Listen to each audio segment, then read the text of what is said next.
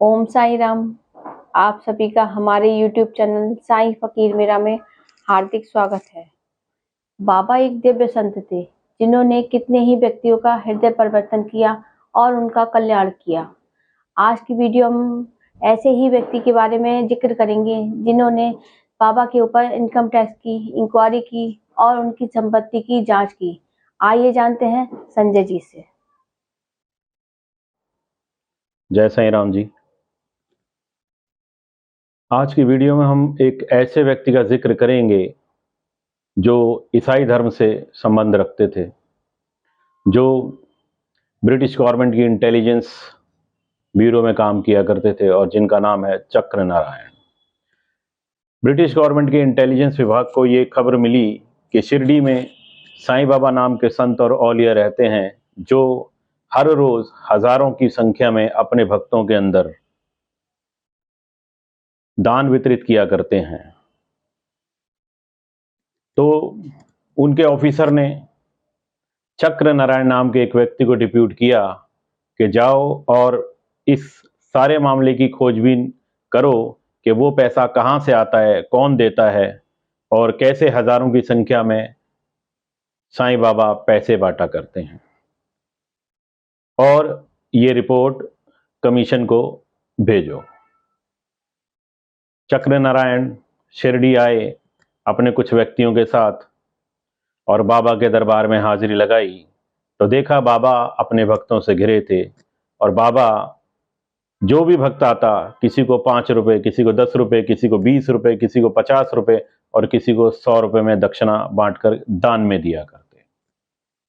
चक्र नारायण ये देख करके बड़ा हैरान था कि उस जमाने में 50 रुपए 100 रुपए की बहुत वैल्यू हुआ करती थी, क्योंकि उस समय लोगों की कुल पूंजी 100 रुपए 200 रुपए 300 रुपए हुआ करती थी, क्योंकि ये बात आज से लगभग 110 से 12 साल पुरानी है। चक्र नारायण ने जो अधिकारी उनके साथ आए थे उनको कहा कि यहाँ आप लोग रहो और सारे दिन की गतिविधियों को नोट करो और मुझे रिपोर्ट करो कि ये सब व्यवस्था जो है बाबा किस प्रकार करते हैं। चक्र नारायण के अधिकारियों ने एक रजिस्टर बनाया और उसमें डेली का हिसाब लिखते कि आज 1500 रुपये आए हैं और बाबा ने 2700 रुपये खर्च कर दिए, आज 2200 रुपये आए हैं और बाबा ने 4000 रुपये खर्च कर दिए, आज 2300 रुपये आए हैं और बाबा ने 3500 रुपये खर्च कर दिए। और चक्र नारायण को बताया कि इस तरह से ये व्यवस्था चल रही है। चक्र नारायण ने कहा कि ये कैसे संभव है कि अगर कोई व्यक्ति 1500 रुपये दक्षिणा के तौर पे आ रहे हैं तो वो 2500 या 3000 रुपये कैसे बांट सकता है। चक्र नारायण को उन अधिकारियों पर विश्वास नहीं हुआ और चक्र नारायण ने स्वयं ही मामले की खोजबीन करनी शुरू कर दी। चक्र नारायण जब बाबा के दरबार में पहुंचे तो बाबा अपने भक्तों से घिरे थे और बाबा लोगों को दक्षिणा बांट रहे थे। चक्र नारायण ने देखा कि बाबा के पास आज 1700 रुपये आए हैं और बाबा ने 2100 रुपये वितरित कर दिए, और अगले दिन देखा बाबा के पास 2800 रुपये आए हैं और बाबा ने 4200 रुपये लगभग वितरित कर दिए। तो चक्र नारायण ये देखकर बड़ा हैरान था कि पैसा आता कम है और उससे दुगना धन और उससे भी अधिक धन खर्च हो जाता है, ये बाबा कैसे व्यवस्था करते हैं। तो उसने बाबा से पूछा कि ये पैसा आपके पास कहाँ से आता है। तो बाबा ने बताया कि सारी चीजें आपने देखी हैं कि जो भी भक्त मुझे दक्षिणा दे जाते हैं मैं उन्हीं में से वितरित करता हूं। लेकिन चक्र नारायण को यह यकीन नहीं हुआ। चक्र नारायण बाबा की तलाशी लेना चाहता था। उसने अपने अधिकारियों को आदेश दिया कि द्वारिका माई के कोने कोने को छानो और देखो कहीं कोई अवैध रूप से धन जमा तो नहीं किया है साईं बाबा ने। जब उन्होंने द्वारका माई की छानबीन की तो वहां कुछ नहीं मिला। इसके बाद चक्र नारायण ने स्वयं ही वहां पर बैठकर सारी चीजों का आकलन किया और ये देखा कि बाबा के पास जितने पैसे आते थे उससे बाबा दुगना धन या उससे भी ज्यादा धन भक्तों में बांटते थे। एक दिन बाबा के पास जितने पैसे आए वो सारे के सारा धन बाबा ने खर्च कर दिया और अपने भक्तों में वितरित कर दिया। इसके बाद कुछ भक्त आए या जरूरतमंद लोग आए बाबा के पास, तो बाबा ने अपने बटुए में हाथ डाला और उन्हें पैसे दे दिए।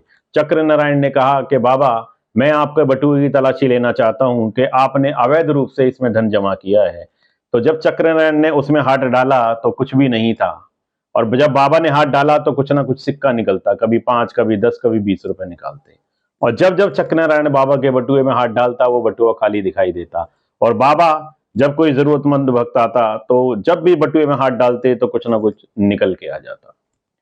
तो ये निष्कर्ष देख करके चक्रनारायण बड़ा हैरान था, और उसको अंत में ये समझ में आया कि बाबा एक दिव्य संत और विभूति हैं जिनका आगमन शिरडी वासियों के कल्याण के लिए हुआ है।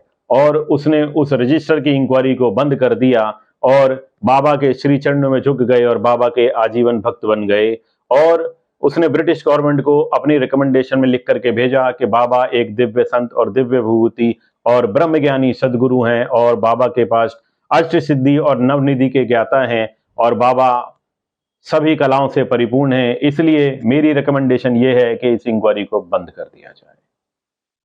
चक्रनारायण की रिकमेंडेशन पे उस इंक्वायरी को बंद कर दिया, और बाबा ने चक्रनारायण से कहा कि चक्रनारायण जी, आप मेरी संपत्ति की जांच करना चाहते हैं, लेकिन मेरे पास तो ये टमरेल, सटका, ये पुराने वस्त्र, यही चीजें हैं, और मेरी असली संपत्ति तो मेरे भक्त हैं आप जैसे। चक्रनारायण बाबा के चरणों में झुक गए, और रिकमेंडेशन के अंदर जब भेजा तो ये भी बताया कि बाबा वो सदगुरु हैं जिन्हें काम, क्रोध, लोभ, मोह, पैसे और कामनी की कोई भी कामना नहीं है। बाबा सिर्फ अपने लिए उतना ही पैसा रखते जितना धूनी में जलने वाली लकड़ियों के लिए उपयोग में पैसा आए, और अपने चलम पीने के लिए रखते। और बाबा जितने भी पैसे आते शाम को लोगों में बांटकर फकीर हो जाते, क्योंकि बाबा ने कहा था, गरीबी अव्वल बादशाही, अमीरी से लाख सवाई, गरीबों का अल्लाह भाई।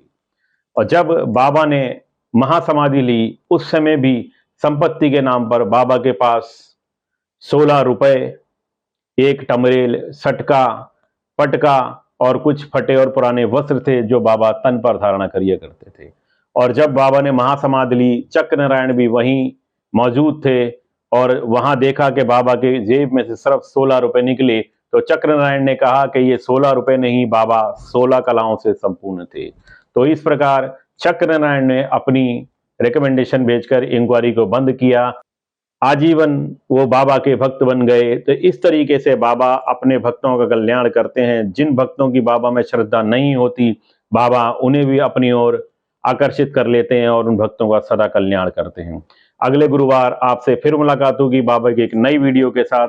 तब तक हमारी इस वीडियो को शेयर कीजिए, लाइक कीजिए और मेरे चैनल को सब्सक्राइब कीजिए, क्योंकि मेरा यही पर्पस है कि श्री साईं बाबा की लीलाएं में आप जैसे लोगों में जन जन तक विस्तृत कर सकूं और बता सकूं कि बाबा कैसी दिव्य विभूति हैं, क्योंकि बाबा जैसे संत धरती पर बार बार अवतरित नहीं होते। जय साईं राम।